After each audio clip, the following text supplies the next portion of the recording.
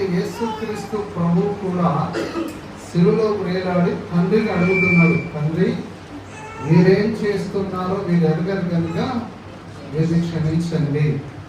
ఎందుకు క్షమించండి అని అడుగుతున్నా అంటే, మనం నమ్మినటువంటి ఆ పరలోక తండ్రి క్షమాగుణం కలిగిన వ్యక్తి. క్షమించమని అడగగానే మన పాపములు మన దోషములన్నిటిని క్షమించేటువంటి వ్యక్తిగా ఆయన ఉన్నట్లు మనం చూస్తున్నాం. అట్లాగే మనం కూడా ఒకరినొకరు క్షమించే వారిని ఉండాలి. నాకు అనిత అదే మాట చెప్తా ఉంది, మనం కూడా క్షమాగుణం కలిగి ఉండాలి. మార్క్స్ వార్త 11:25-26 చూడొచ్చు. మార్క్స్ యేసు ప్రభు ఏం చెప్తుందంటే, మీరు కూడా ఒకరు క్షమాగుణం కలిగి ఉండండి అనే మాటను అక్కడ తెలియజేస్తా ఉన్నాడు. మార్క్స్ వార్త 11:25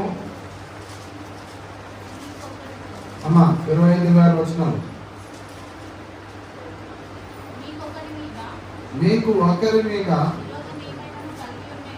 విరోధమేమైనను కలిగి ఉన్న ఎడల మీరు నిలువబడి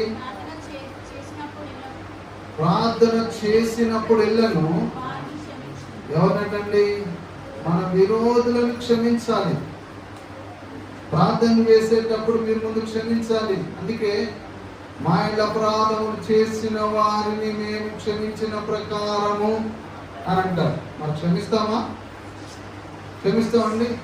యేసు ప్రభువును సిలువకి వేసి మేకులు దిగొట్టి కొట్టినటువంటి వారిని, అతన్ని హేళన చేసిన వారిని, అతన్ని చూసి ఎగతాళి చేసినటువంటి వారిని ఆ ప్రభు తన తండ్రికి ఏమని ప్రార్థన చేస్తున్నాడు?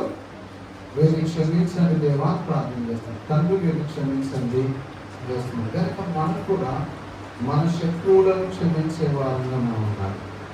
అప్పుడు దేవుడు